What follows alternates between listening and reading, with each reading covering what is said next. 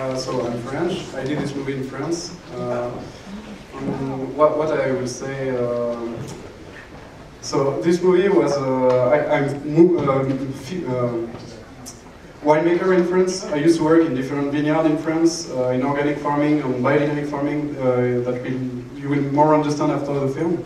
And I decided to explain what is it exactly, because there is many documentary, but there is also some solution. Sometimes in documentary there is only sadness, or it's a bit sad at the end. You don't feel that there is solution, and so this film is only a solution in farming concept. So I think it's why I did that, to explain to many people then there is solution into the wine, or also in farming. Yeah, that's about it. So I will be at the end for Q&A, and yeah. Hope you enjoy. Hope you enjoy. There you go. It's my English. Yeah. So everybody, please welcome Guillaume Bodin.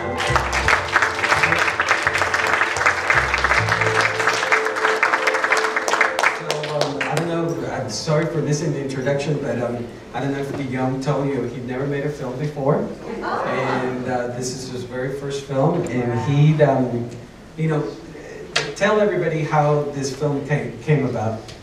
So yeah, so I did all my education in winemaking, viticulture and enology in France, and so I traveled a bit New Zealand and in France also to work in different vineyards. When I was in school, the teacher didn't feel really good about organic and biodynamic. There were only 1 week during 2 years of studying for organic farming and biodynamic farming. On biodynamic farming, they couldn't just explain it. So when I worked in different vineyards in France and in New Zealand, they just spoke about that because I was in this kind of on this kind of estate, and so I decided to explain it with a movie. Yeah, so I bought a camera and I filmed. And but your intentions when you were filming this, they were solely for educational purposes, or you were planning to release the film and so have film festivals invited to? So at the beginning, I thought to make a simple DVD, and when I bought the camera, I bought a good camera that I had to train before, so I trained during 2 months, and after I turned the movie during 10 months, and I said I get, maybe you know Aubert de Villaine from Domaine de la Romanée-Conti. It's one of the guys in the movie Domaine de la Romanée-Conti. It's for the winemaker all around the world, it's the domain. So it's because it's in Burgundy, it's the top one, and for many people Pinot Noir it's the top for many winemakers. So it should be the better wine, and so I had him in interview, and I had many people in interview, really interesting interview. So I said, oh, maybe I should do something with that, and I made a movie for theater in France. And since last March, the movie was released in theater in France on March 2011. And I did all the distribution in France because I didn't find any distributor. But so I traveled around France in different theaters to explain, like today, but in French. That was easier for me. But yeah, I tried to explain when there were questions about it, about organic and biodynamic farming, and also to explain that it's possible to work in this kind of way, and how it is possible. So yeah, that was mostly on educational, also for the students that are at school. And I did a different school in France also to explain to the people, to the students, because there is no documentation about that, about biodynamic and everything. So it's important to have a movie, and in 1 hour and a half the teacher could explain to the students what is it exactly. And you know, I talked to you about this, that one of the things I admire about the film a lot is that you're not condescending to the audience, but at the same time, you know, it's pretty, you explain things so well, and not above our heads and not below, but you know, how did you find that fine line between you know, the two extremes. It's like you're a natural.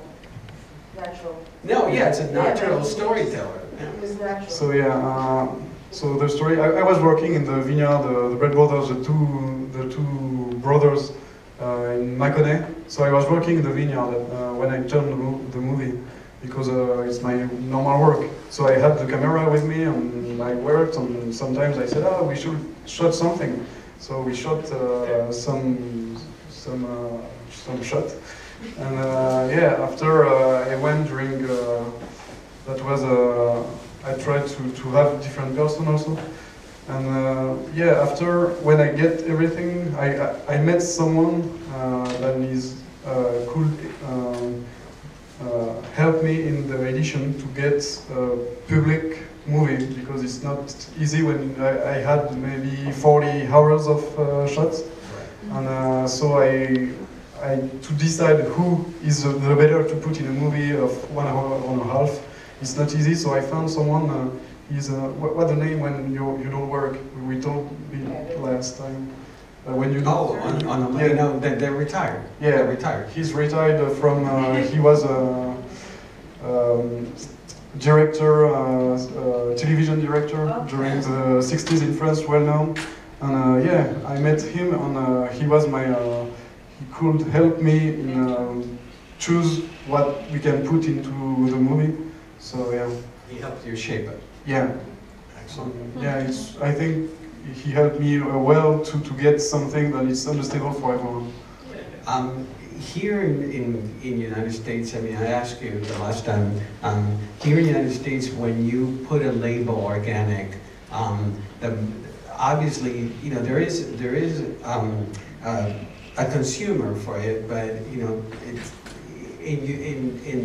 but people shun. There's certain groups of people that will shun away from, you know, an organic wine, for example. But in France, is that a selling point, or is something that people stay away from? So I used to work also in some wine shop. You see one of my last boss. It's in a wine shop in Haute-Savoie, in the Alps. This year I worked in a wine shop in Geneva for Christmas.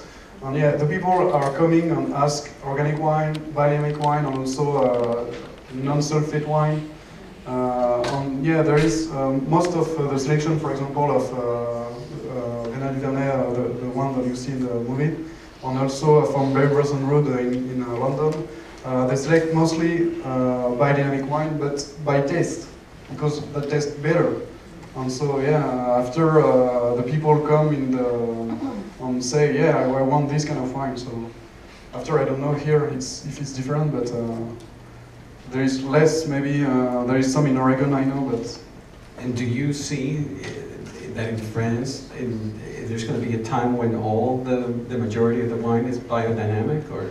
So at the moment, for example, in Burgundy, all the top wine, and now in Bordeaux also, the top estate will be in biodynamic in the next 2 years. So yeah, because like Château Latour and Château Yquem and everything in Bordeaux, that it's harder to get biodynamic, because there is lots more. Yeah, there is lots more money, so it's different. But in Burgundy, all the top domains are in biodynamic actually. Like Domaine de la Romanée-Conti, I think it's the better. He's in biodynamic since 3 years for all the vineyard is 25 hectares, so it's about 50 acres. And yeah, and I think it will be the next. We will not call it organic or biodynamic, because that will be everyone. I hope. But not for the bad wine at the moment. They are looking to, because there is some crisis, but it depends. Let's open it up. Yes, sir, go back. Right now, if I were to go to a store and purchase wine, particularly from France, would it be labeled biodynamic? Would I be able to know that it is? It will be labeled Demeter. You could see, I think on the subtitle Demeter, then it's the gold, the agricultural gold of Greece. Yeah, the goddess of agriculture. Yeah, and so you can see Demeter. Also, for example, there is some like Thierry Germain is somewhere in the cellar with the rocks on the roots. You see he's got biodynamic, so it's a bit different. It's another label. It's the same. It's biodynamic, but yeah, it's quite kind of complicated for French. So for United States, I think it's complicated, a little bit more complicated. Yes, go ahead, sir. Biodynamic wine is coming in quite strong now. Our daughter lives on biodynamic farm in New York State. They don't grow grapes, but there's a lot of grapes grown in that area, and they cultivate on this farm. All their produce is cultivated. And there is also in Salvador, because there is an article. I don't remember the name of the magazine, but I forget. Campos is one, Demetria is another, Beckman is one, all in Santa Barbara. yeah. And there is some Well, there was a some magazine estate. Yeah. recently. We saw the article. I can't remember. I think it was Edible magazine had an article by biodynamic. But there is some estate in Los Olivos, and yeah. I don't remember exactly the name. Appleton, no? Campos. Angelos, yeah. And there is some estate here that are in biodynamic. So after you have to taste. Yeah. You had a question, sir? I did. Let me start with this, but there are a number of biodynamic vineyards in Santa Barbara County. There are probably 8 to 10. Some of them are Filmmaker certified and some are not. But there's a fair amount of biodynamic farming happening. And I just want to say that biodynamic don't mean that the quality is better. That means that the wine is in biodynamic. Is farmed in biodynamic. That don't mean that the quality is way better. If the guy don't work really well in vinification during all the fermentation, it could be a bad wine. And if the guy don't work really well in the vineyard but put his cow home manure and everything, it's in biodynamic, but the grapes are not really good, so that don't make great wine. I was last week in Montpellier, in south of France. There is a big fair with 600 I don't know, estates. Then show the wine and taste. It's for wine tasting, for professional wine tasting. And in these 600, there is many that I don't really like. So that don't mean that it's better than you have to taste. But when it's well made, it's way better. It's it's really top wine. You said when you went to your college, your agricultural college, there was very little discussion about biodynamics or organics. Yeah. Is that true for many of the colleges in France? Yeah, it's true. So you saw one of the college where I went. It's where they are involved now in organic. And now I know that I think 3 of the college in France. There is maybe 20, but 3 colleges are now in organic, and they're becoming a little bit more, and the teacher know a little bit more about organic also, so they can explain to the students, because before they couldn't, because they didn't learn about it, so they couldn't explain to the students what is exactly organic or biodynamic. It's a way. It's another things, because if you don't work in a vineyard, you don't understand what it is. So the teacher didn't know about it, but now it's becoming better and better, I hope. Go ahead, sir. Rudolf Steiner is the founder of the anthroposophic movement, and we know about the Waldorf schools and the Campbell Village schools, which are spread all over the world, and they follow the Rudolf Steiner spirit, which they talk about love. If we can speak a bit about Rudolf Steiner. So Rudolf Steiner is a philosopher. For him, the agriculture part is really small part of his life, because that was really at the end of his life. It's about 10 days, a conference of 10 days in Germany. in 1924, and he died the next year. So he used to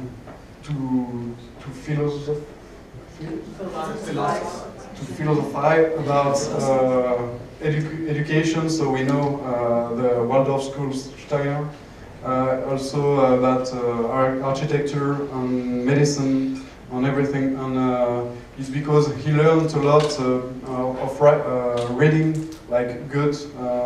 It's the reason why some biodynamics people read good also, about many philosophers.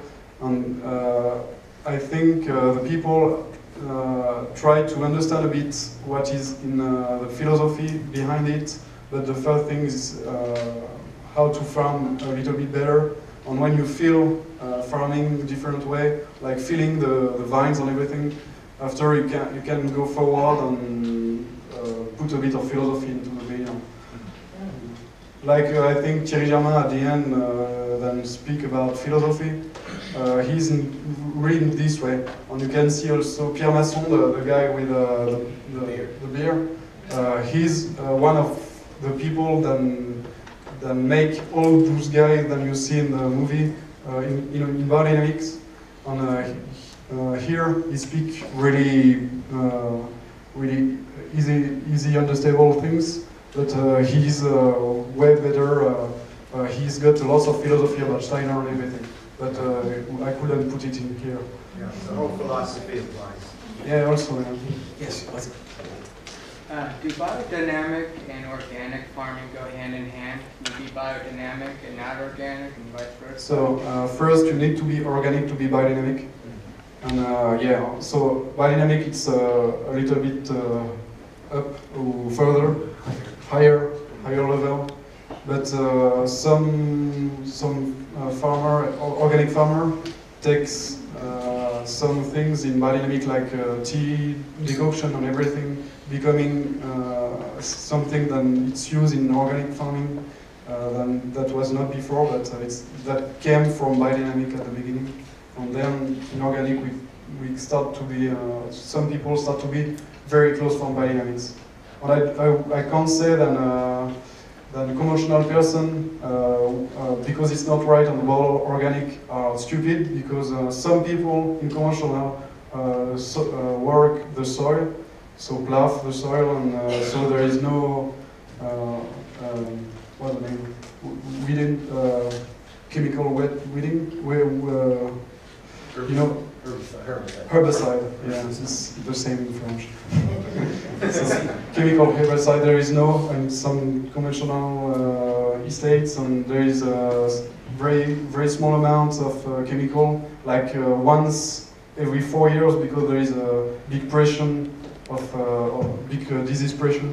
So yeah, after it depends really of the person, and I think it's biodynamics is really important for that, because every person take what he wants, and it's not a recipe like they say at the end of the film. And I think it's what is important in terroir, because if someone do a little bit different way, there is different wine at the end. So it's also the person in the terroir is really important. So is there like a standard for biodynamics, or do each one of these guys have their own way, they adopt a philosophy, they go for it on their own? So there is something. So you need to pass, for example, the cow horn manure, the silica, the teas, because you have to reduce the amount of copper, the amount of sulfur. So there is different things on its control. To put a label on it, you need to be it's controlled by the same not ministry, but government or something like that. Yeah, there is regulation, and you need to be on it. And after you can do what you want. If you don't want to put any copper, you don't put any copper, but it's on your own risk. So. There was a regulator at the end of the movie, right? That comes in. The guy that was. No, there is no. He's a wine seller in London. Oh, okay. Wine buyer for a very good importer in London. Oh, okay. And he's imports most of the wine that you see in the movie. And yeah, it's very well road. It's, I don't know. How has been the reception of the people in the wine industry that have seen your film in France? So I was like everyone, I think, when you make a movie, and I sent the movie, for example, to Pierre Masson, the guy with a beer, and I didn't know because he didn't want to speak a lot at the beginning, and we had to speak a lot about what I wanted exactly to make with this movie. And for example, I couldn't have the Caron manure, the dunk. I couldn't film that because he said that it's not allowed in France. It's true. It's true. There is some point in France that it's not allowed in. For example, make tea and decoction, sell tea and decoction. It's not allowed. So to speak about it, it's a bit complicated. So I say. So yeah, with Pierre, when I sent the DVD, I was waiting. And he said, it's really cool because it's exactly what I want to say. So I was really happy. And that was the man that I was really, because he's the mentor for everyone in the movie. So You had his approval, so I was fine for the first screen because he was okay for that. So. Well, congratulations.